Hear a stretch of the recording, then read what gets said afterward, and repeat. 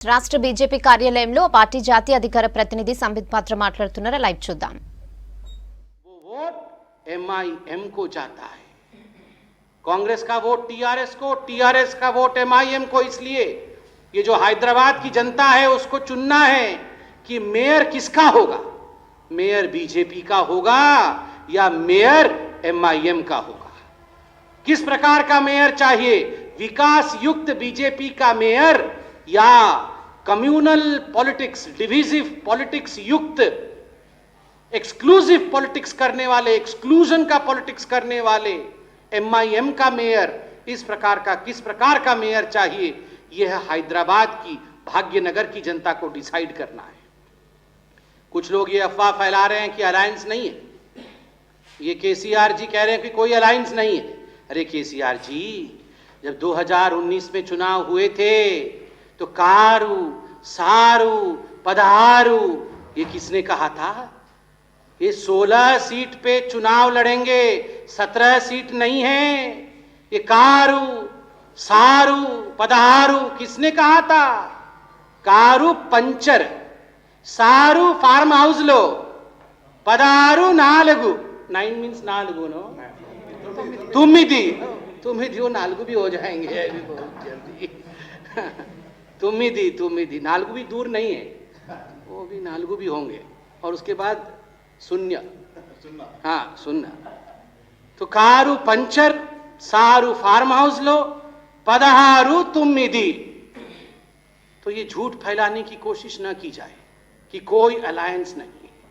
आप, ये आपका ओल्ड सिटी का फ्रेंड और आपका जो परिवार मिलकर चुनाव लड़ रहा है, ये हैदराबाद की जनता ये तय करेगी कि मेयर किसका होगा।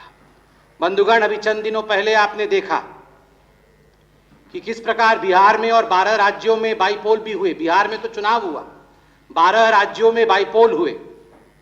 दुबाका, तेलंगाना के दुबाका में भी बाईपोल हुआ और किस प्रकार मोदी जी का जो विकास की नीति है उसकी जीत जो है वो केवल दुबाका में ही नहीं, 12 राज्यों में और बिहार में भी हुआ। और मैं आज थोड़ा मजाक में कहना चाहूंगा, यहाँ मीडिया भी बैठी है, इसको अन्यथा नहीं लेगी। जो एग्जिट पोल किया था मीडिया वालों ने, उन्होंने पूरी तरह से कोरोना के गाइडलाइन को फॉलो करते हुए वर्क फ्रॉम होम किया था, work from home exit poll किया था, वो फेल हो गया और बिहार में हमारी सरकार बनी। आप बताइए, दुबाका कोई साधारण स्थान नहीं है, मुझे ऐसा बताया गया, आप बता दीजिएगा मैं गलत हूं तो, कि केसीआर जी की शिक्षा दीक्षा वहीं हुई। एक तरह से वे केसीआर जी का होम कॉन्स्टिट्यूएंसी, अपने घर में ही केसीआर जी का भवन ढह गया है, अपने घर में ही अपने कॉन्स्टिट्यूएंसी में केसीआर जी हार गए। ये हार की शुरुआत है। और आप देखिएगा, ये जो एफएफएमसी प्राइवेट लिमिटेड का चुनाव इनका परिवार लड़ रहा है उसमें उनकी हार होगी और ग्रेटर हैदराबाद म्युनिसिपल कॉरपोरेशन के चुनाव में भारतीय जनता पार्टी की ही जीत होगी। बंधुगण, बिहार के चुनाव के जब नतीजे आए तो ओवैसी जी के पार्टी को 5 सीट मिले। 5 सीट मिलने पर जब शपथ ग्रहण समारोह वहां हुआ तो 5 विधायकों ने वहां पर कहा कि हम हिंदुस्तान शब्द का प्रयोग नहीं करेंगे, हम अपने शपथ में हिंदुस्तान शब्द का प्रयोग नहीं करेंगे, चलिए हम भारत बोलेंगे। अभी तो भारत बोल रहे हैं, मगर आप याद करिए, आज से चंद वर्षों पहले ओवैसी जी ने भारत के लोकतंत्र के मंदिर अर्थात पार्लियामेंट में खड़े होकर कहा था कि मेरे गर्दन पे कोई छुरी भी रख देगा, कोई तलवार भी रख देगा, तब भी मैं भारत माता नहीं कहूंगा, मैं भारत नहीं कहूंगा। मैं आज कहना चाहता हूं, 5 सीट जीतने पर आपने कहा हम हिंदुस्तान नहीं कहेंगे, 50 सीट जिस दिन आप जीत जाएंगे वैसा वो मौका नहीं आएगा, मगर 50 सीट जीतने पे तो आप भारत भी नहीं कहेंगे। ये आज हिंदुस्तान की जनता, केवल हैदराबाद की जनता नहीं, हिंदुस्तान की जनता तय करे कि आज हिंदुस्तान चला गया है, कल भारत चला जाएगा, हम कहां जाएंगे। आज हिंदुस्तान का नाम कहने में ये शर्म महसूस करते हैं। गर्व से मैं कहता हूं मैं हिंदुस्तानी हूं, गर्व से हम कहते हैं हम हिंदुस्तानी हैं, और यहां ये हिंदुस्तान का नाम लेने से परहेज करते हैं, हिंदुस्तान का नाम नहीं लेंगे क्योंकि निजाम ने इन्हें मना किया है हिंदुस्तान का नाम लेने से। और जब ये इनकी संख्या बढ़ेगी, इनका मनोबल बढ़ेगा, तो ये भारत का नाम भी नहीं लेंगे।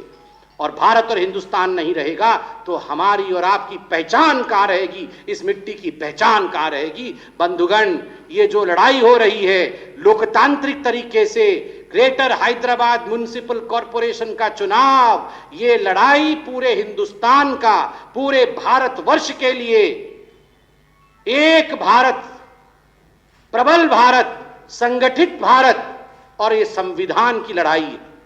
हम हिंदुस्तान नहीं कहेंगे, हम भारत नहीं कहेंगे, इसको हराना है।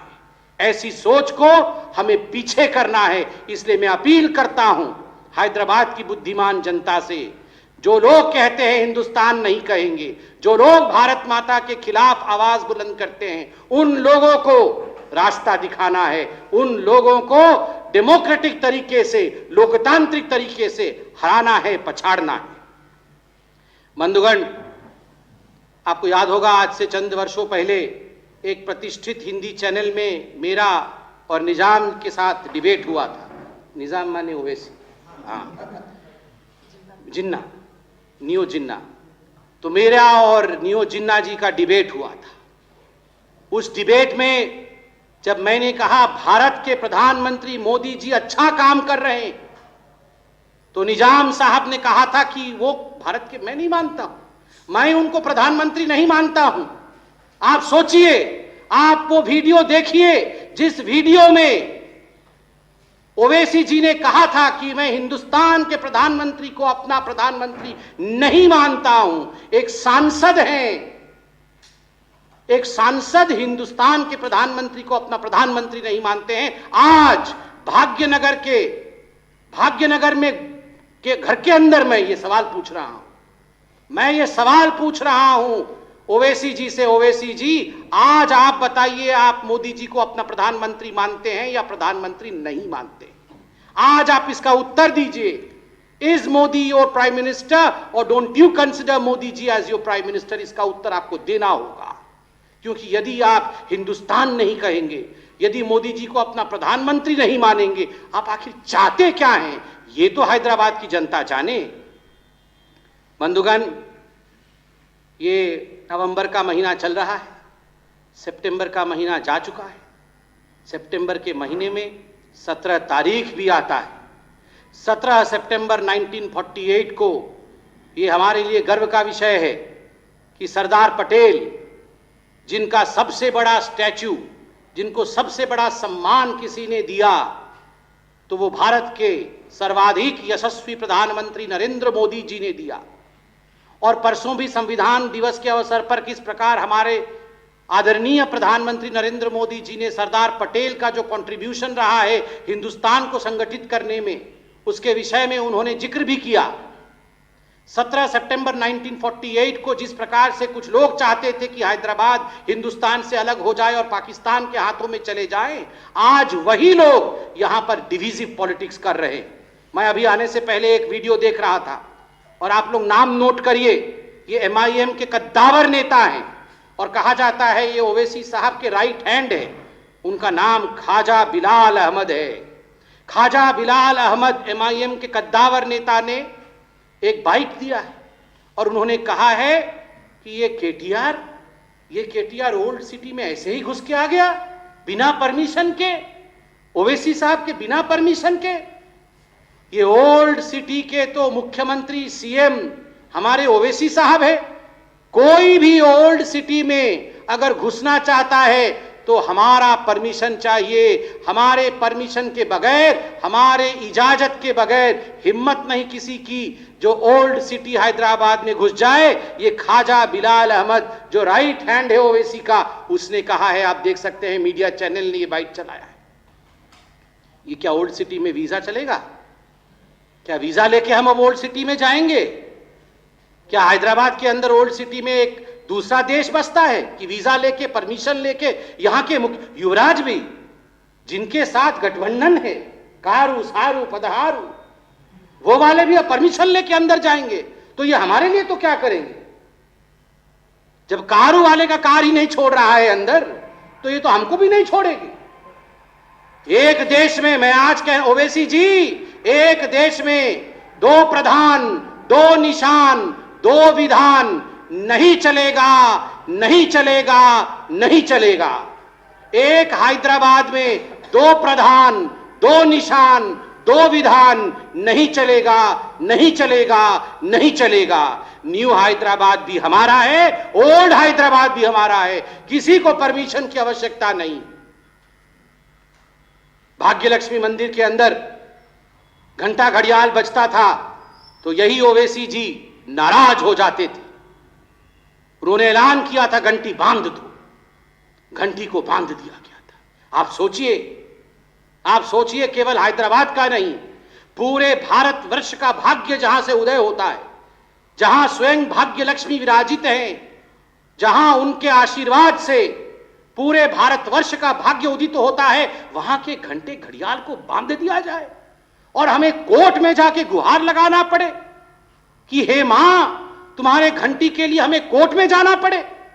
यह नहीं चलेगा। सबका साथ, सबका विश्वास, सबका विकास, इसी से हम आगे बढ़ेंगे। घंटी भी खुलवाया है, अब घंटी बजते हैं। और मैं आपको कहना चाहूंगा, ये जो ग्रेटर हैदराबाद म्युनिसिपल कॉरपोरेशन का चुनाव हो रहा है, ये दुब्बक का सीट हमने जीता है, ये भविष्य में आने वाले एक बहुत बड़े गर्जना का ऐलान है। घंटी भी खुला है, भाग्य भी खुलेगा पूरे हिंदुस्तान का, पूरे तेलंगाना का। यह ऐलान आज भारतीय जनता पार्टी करती है।